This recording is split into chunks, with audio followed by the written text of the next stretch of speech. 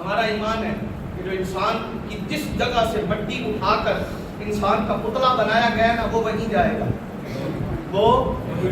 بولو وہ وہیں جائے گا۔ آقا علیہ السلام کو جہاں سے لے کر حضور کا جسد انور بنایا گیا، حضور وہیں گئے، ابو بکر بھی بولو وہیں گئے، ابو بکر عمر بھی وہیں گئے۔ اب پوچھا باری تعالیٰ، اب جو روایت بتانے لگا ہوں نا وہ یہ ہے کہ جب رب کائنات نے سرکار کے لیے مٹی اٹھائی، سرکار کے لیے،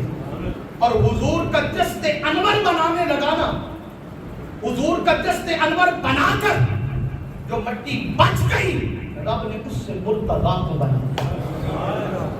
اللہ اس سے، اگر یہ نہیں بات لگی ہوگی آپ کو کہ یہ کیا کہہ دیا، اس سے کس کو بنایا، وجہ کیا ہوگی اس کا، یہ عقلی دلائل سے بھی سوچ لیتے ہیں کہ اس کی وجہ کیا ہو سکتی ہے۔ اس لیے کہ رب نے فرما دیا کہ خاتم النبی مصطفیٰ ہے، اب مصطفیٰ کے بعد کوئی نبی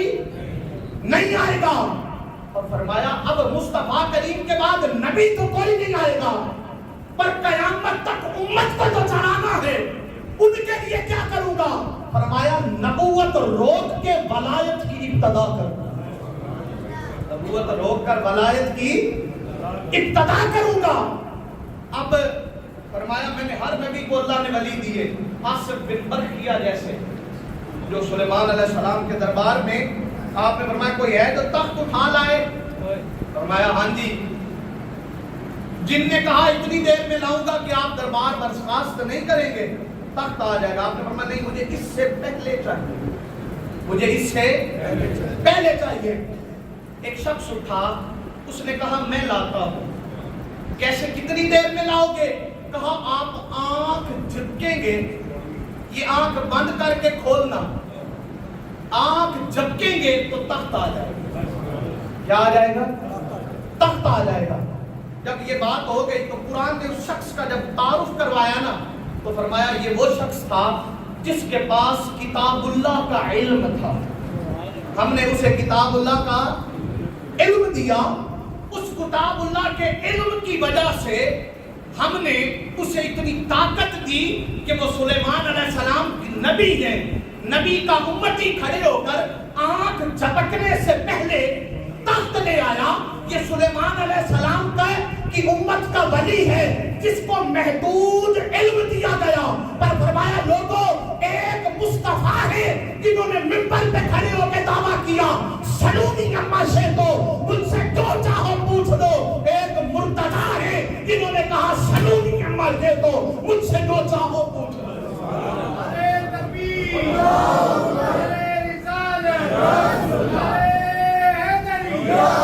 اور فرمایا انا مدینۃ العلم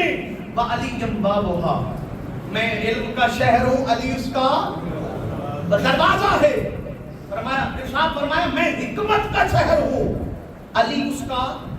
دروازہ ہے۔ اور ساتھ آقا نے یہ بھی فرمایا جسے علم اور حکمت کی طلب ہو وہ دروازہ علی پہ دستک دے۔ یہ حدیث کے الفاظ ہیں، تکل باب کیا کرے، بولے کیا کرے، دستک دے، دروازہ علی کو کھٹکھٹائے۔ جو اس دروازے کو نہیں کھٹکھٹائے گا نہ حکمت دوں گا نہ علم دوں گا، اللہ اس کو نہیں مل سکتا، نہ حکمت نہ علم۔ علم اور حکمت اسی کو ملے گا کس کو، فرمایا جو اس دروازے کو بجانے کا ہنر جانتا ہوگا۔